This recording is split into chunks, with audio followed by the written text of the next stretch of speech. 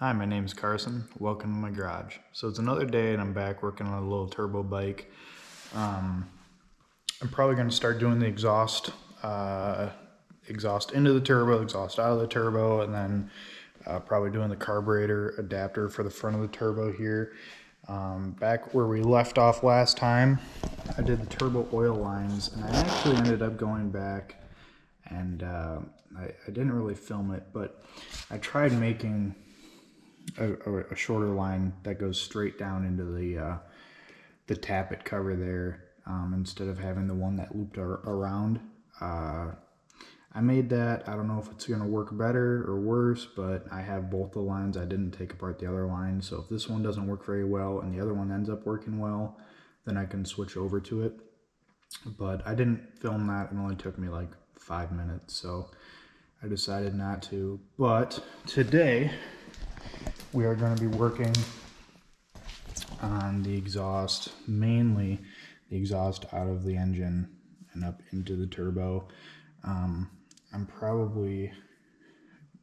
got a couple pieces of tubing here. I tried to figure it out the best I could when ordering this. So it's going to end up coming out of the head here, down a little bit, and down like kind of a U shape up into there.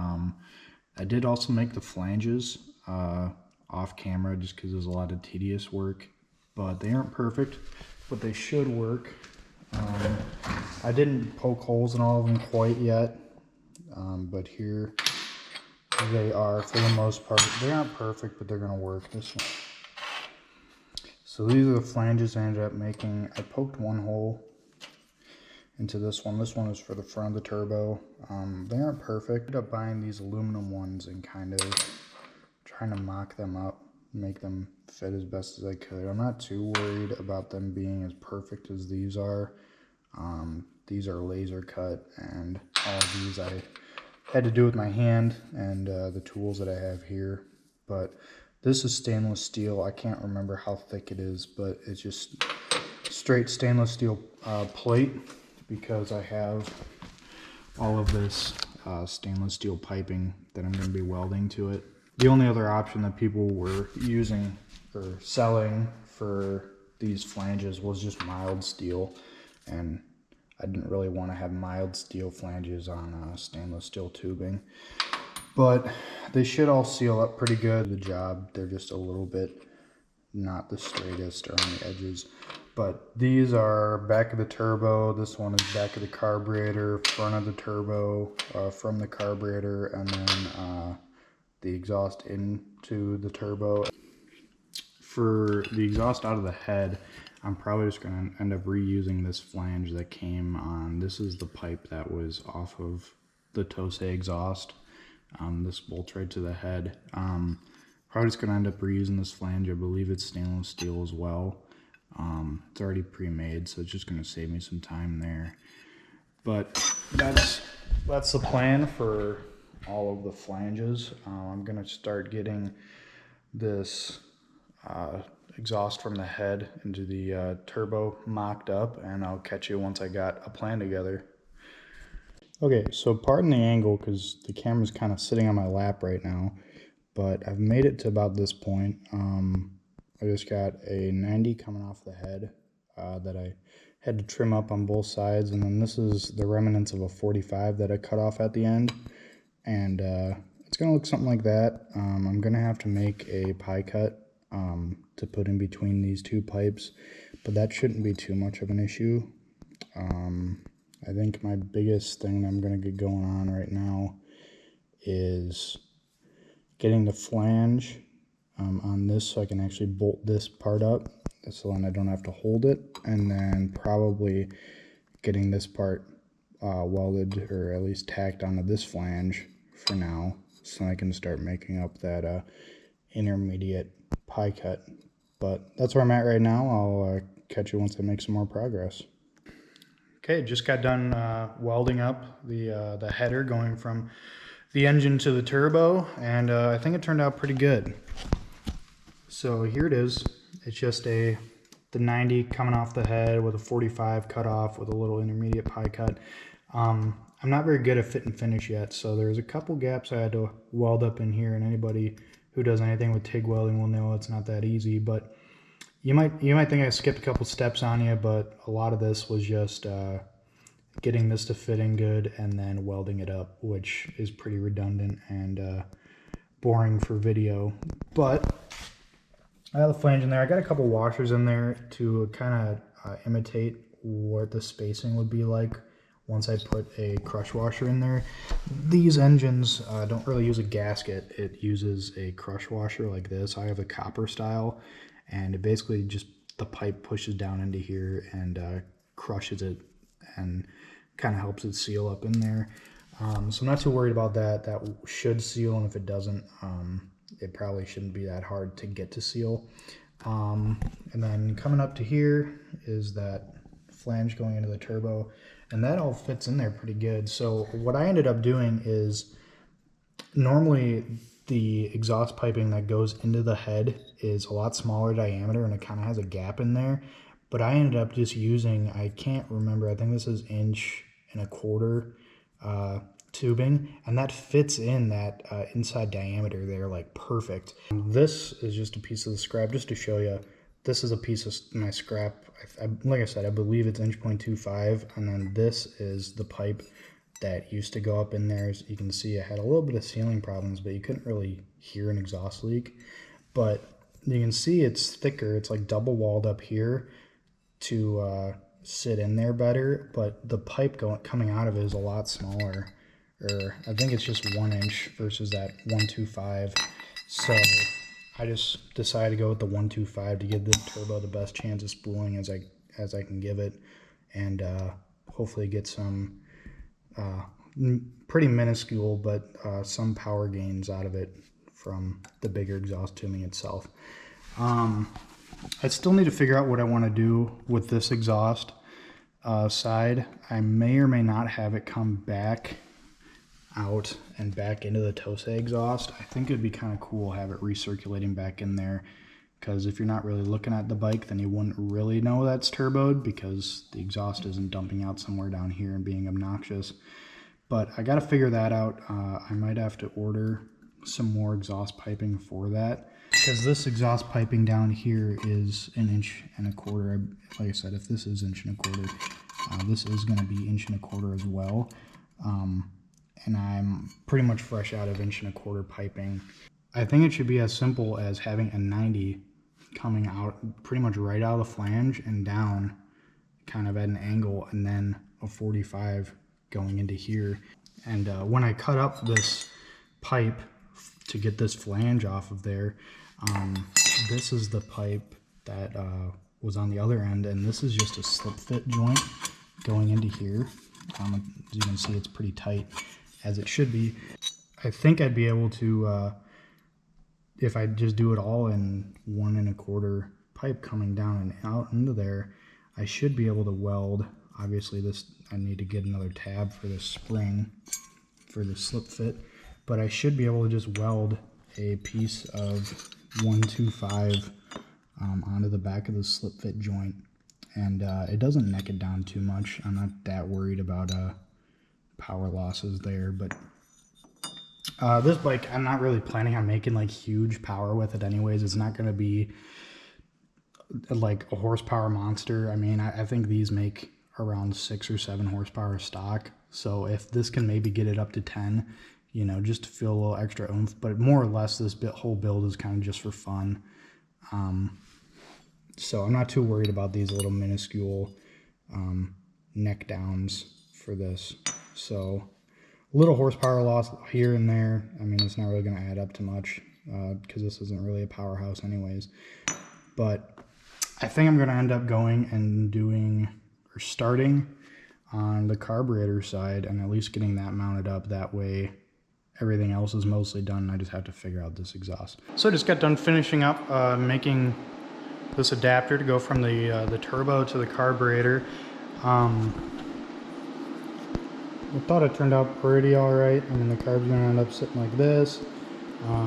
It was kind of tricky figuring out the right angle and then getting the adapter cut right to fit in there good, but The carburetor outlet's a little bit smaller than the turbo inlet, so I had to use a little cone, basically is what that is, and welded that in there.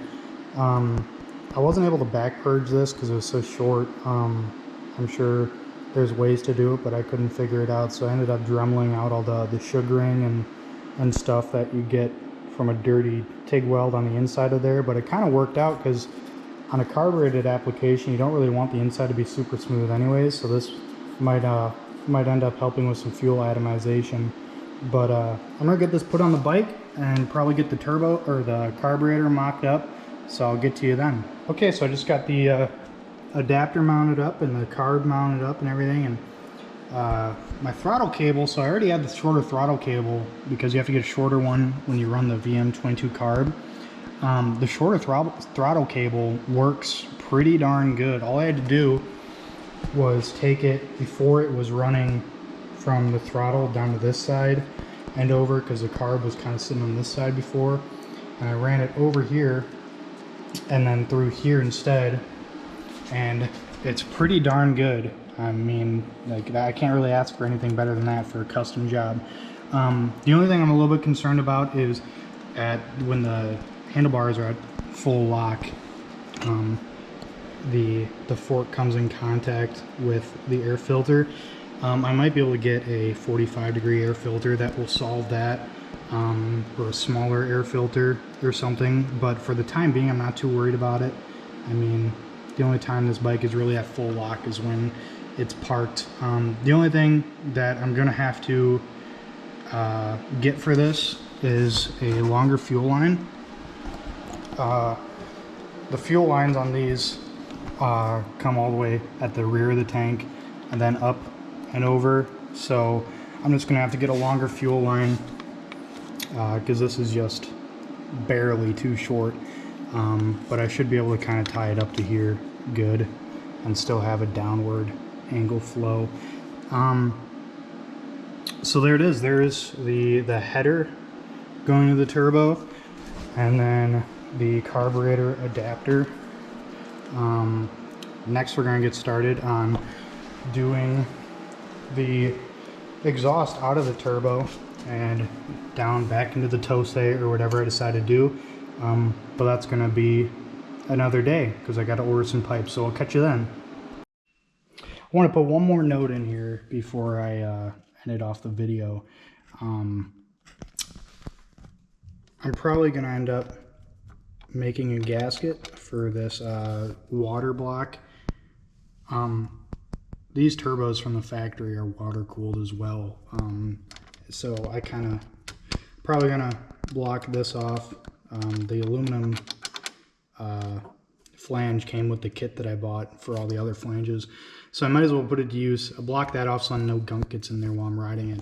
And I don't know how well you're gonna be able to see it, ended up figuring out a way to tilt the wastegate down. The wastegate was up before, as you could have saw, and it wasn't lining up with this, so I wouldn't be able to use the wastegate at all. But I found a way to kind of tilt it down. I ended up making a little C-shaped piece of metal that basically replicated what the wastegate bolt pattern was, and then moving the wastegate down and welding the wastegate bracket to that other bracket that I made. So I'm going to end up being able to use the wastegate, and it kind of worked out pretty good. The oil line slicks right up in there. Okay, so it's another day and I'm back working on the turbo bike. It took me a couple weeks to get to the point where I'm at. Honestly, I was feeling kind of lazy, so I didn't really do much. But I've got my exhaust pipes, so now we can get the turbo outlet put back up into that Tose undertail. So we'll get to that. Okay, so this is what I ended up coming up with. I can't remember in the last clip if I showed this little down pipe I made, but I made it all the way down to this weld down here. And then this is just a 90 with a little, I had to do a little pie cut, nothing too special, down to the slip joint for the Tose with a little reducer. The slip joint had like a collar on the inside that made the inner diameter match the diameter of the original. I think it's 1 inch that comes out of the engine, so I had to grind that out and punch that out.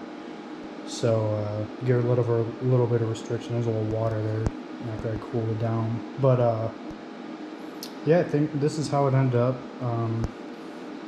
Welds don't look great at all, but I'm not a professional at TIG welding by any means. But let's get this on the bike and I'll show you how it fits up. Okay, this is with the so-called down pipe on the turbo mounted up. I think it doesn't look too bad. Obviously I need to get better at TIG welding and my fit and finish work, but for a fun little project that's basically just messing around, don't look too bad at all. I do need to grind out these holes a little bit. The whole flange kind of shifted a little bit counterclockwise while I was welding it. But that won't be a problem. I just got to take the Dremel and kind of Dremel out the inside of this one and the one that's under here out. And then I need to put a loop in like this over here, around there, so I can put this spring up in there.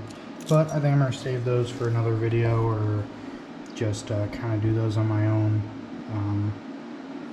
So yeah, that's the whole exhaust and carburetor mounted up. Oh, I don't know if I showed my boost control. What I ended up doing was getting, it's kind of hard to see, a Turbo Smart manual. This is an in-cabin boost controller, but I liked the in-cabin one better because the the boost in, the boost in and the vent are on the same side, so I can run the vent down and kind of come down with these two carburetor vent tubes. So I like that, and it comes with a little mount. It's not just meant to hang in the engine bay. So I got that all kind of mounted up. I need to find some more clamps, either like this or small worm style clamps that'll work for tubing this small. But so basically I have it coming from the turbo up here into this T, and the top of the T is going into the boost controller. I have it tightened up right now just so it's at low boost, so it's just gonna be on the wastegate spring. I can experiment with that once I get it running, but then the other part of the T just goes over to the wastegate. So I think that looked pretty clean. I'm gonna have to get another T in here somewhere for my boost gauge line. I'm not sure how I'm gonna do that quite yet. I'm probably gonna have it tucked up at here so it's more hidden, but yeah, that's the boost control in there. And then I got a longer fuel line here. But so I think next video I'm probably gonna get the gauge mounts. I'm gonna have gauges mounted kind of here and here. So I'm gonna make gauge mounts and get the gauges mounted, and then get them wired up. I'm probably just gonna have a switch somewhere in here or something, and a couple relays and fuses going straight to the battery. But there's episode 2, getting the exhaust done, and the carburetor mounted, and then the next one will be getting gauges going. May or may not be painting and putting new tires on. I've already got new tires for this, and kind of wrapping it up as best as I can. So we'll catch you in the next one.